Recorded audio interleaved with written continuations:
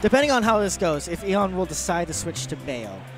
Yeah. Because Bayo does have some longer hitboxes that can get rid of Can, which is one of Duck Hunt's like most centered, what his play is most centered around. Yeah. It's one of those deals where, like, even then I saw actually Raito do some friendlies with Abadango. It could have been that Raito might have saw his bracket, you know, definitely like, you know, hey, I might have these certain players. I might be facing off. I got to be ready. And definitely Raito knows what the right call is. But, of course, Eon going to be rocking out the Fox against this Duck Hunt. Starting off, I'm definitely seeing Raito just trying to find an opportunity to get the setup here going. But Eon definitely going to go ahead and use Fox's burst option to stick close to him as much as possible and not give Raito the breath of air that he needs to start setting up for a camping game. I also like when Eon is pressuring Raito on the ledge. Sometimes he slowly walks away from the ledge just to make sure that Raito is pressured to not roll in. Yeah. So then he basically takes away the option. He has to jump. And just right there, he got him with an up tilt back air. Good stuff from Eon. Raito going to get some percentage with a back throw Can. Nice nice Can into up air too. Definitely Raito has a method to his madness with that Can play. And he's now able to slowly come back slowly against Eon. Now with a lead of his own. Eon just trying to get back onto the stage, but Raito definitely looking to just hold on to it. He tosses up the Can. Next is the gunman play. It's one of those things where that's what you begin to see in Raito's gameplay. He has, oh my god, and there's that quick downer to get rid of that Firefox. Now pretty much an even game, only 10% separating the two. Yeah, and one thing that we can't forget is that Can does come out frame 1. So if Raito does have a moment where he's not in hit stun, if he throws out Can, it could just catch whatever Eon wants to do. Exactly. Alright, now pretty much an even game. A lot of the effort that Eon definitely went in, Raito responded in kindly. Both not too far of a deficit, but Raito trying to find a way to get a setup. Tosses in that Can, like you said, frame 1, able to lead in with the Can to have some sort of cover up. But now Eon back at the ledge play. There's a ledge trap opportunity. Raito coming back down with an air, moving to the left side of the stage still.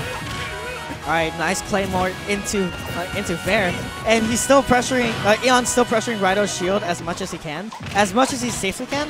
And finally, we do see the shine to try and neutralize the Can. But once more, Raito has his Can follow-ups after these throws. I'm telling you, man. Oh, and there is the follow-up from the Can to a quick eye pair.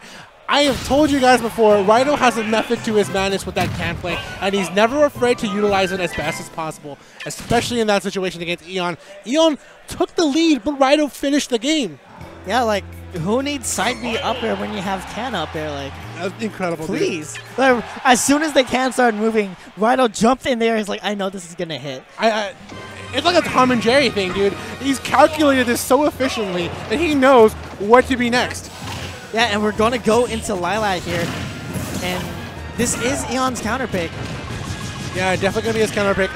Going to change the name of the landscape, too, as well. Because of how Lylat moves, the Can and the projectile games are going to be a little bit different for Raito to try to connect. Yeah. Especially the gunman and the actual, I usually forget the name, the Clay Pigeon. Yeah, and here we go. Eon gonna throw Raito out of there, but can't forget the Can. Can is a combo breaker in itself.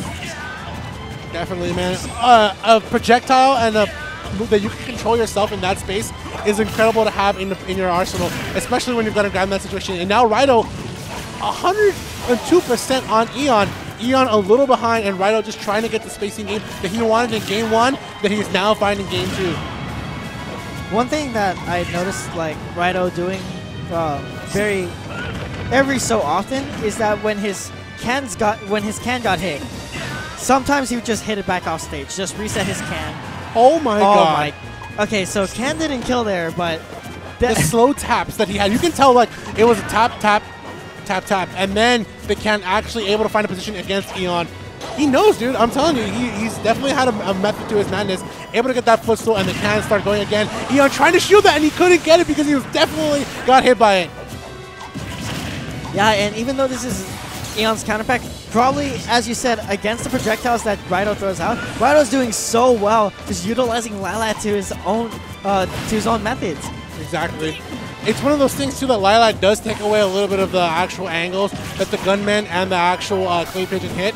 especially when they're turning. But still, what's most important to Raito's arsenal is the can, and definitely we see him setting up the can more so than ever. Eon is trying to get around all these projectiles, and he has to keep Raito up in the air when Raito is in the disadvantage state. And I don't know if Eon noticed, but Raito actually didn't have a double jump that first interaction before Raito was on the ledge there. And yeah, Eon is playing very respectful against this can. As soon as that can starts moving, he just runs up and holds shield. He doesn't want to deal with the combo breaker. He wants to get Raito stock as quickly and as safely as possible without taking % on himself. Yeah, and you could definitely see it in that play where he tried to commit to that up smash, but Raito was a few frames shy away from that. That can manages to stop Eon in his tracks yet again. That can is not doing a lot of good numbers for Eon. Needs to find a way to actually get around it, and that's one of those things that we do see in Raito. He sets up the can in a certain position where he's able to set up the can and the gunman to force Eon to actually go for an area approach, and if he does, he has the right call for it. Yeah, and I'm not sure if Eon actually knows the timing for the gunman, because he's been running into them quite often when he's trying to pressure Raito. And I think Raito has noticed this and is taking very good advantage of that, but landing with an unsafe aerial is going to get punished by the forward smash. You have to watch out for that, even though if you're in the lead. I love that option. Holds the shield, activates the can to get it moving towards people. Alright, up air pressure on the shield against Raito. And he's going to shine that can, making sure that it doesn't damage him. But as soon as I say that, he's going to jump right into that can. Raito trying to fish out this Fox stock. And you have to be careful. Eon is one of the best Foxes to do the fair footstool. He was definitely looking for it there, and Raito knows this, just jumping right over him. Alright, Eon finally landing back on the stage. This could be big damage, but Raito able to get away from him, tossing the can just for safe measure to cover up his recovery back onto the stage. Eon looking for another opportunity. This could be big for him. Tries to commit to the Firefox, doesn't find anything, but he goes back down. Raito now landing on the stage. Raito in a pretty tough spot. Eon is slowly coming back. He needs to find a way to take away the stock as soon as possible before it's too late. Yeah, Eon once more changing up his game plan, but Can actually breaking that up smash. Going to save both players. Raito, so lucky that Can was there for him. Both players going for the up air, trying to kill each other, but oh wow, not going to die on Lilat from the can there. And another the can coming in safely, as you can see that Raito was holding on his shield to hold himself away from any of Eon's attacks, letting the can find himself to Eon and getting rid of that stock. Eon was in a very close hair situation where he actually could have been turned around against him as Eon was on the prowl. But yeah, that was very crazy, especially when Eon got the cleanest up smash. Hold up. I think we're going to go to a quick announcement for Korean. It's going to make really quick. All right. Oh, we're good? Okay.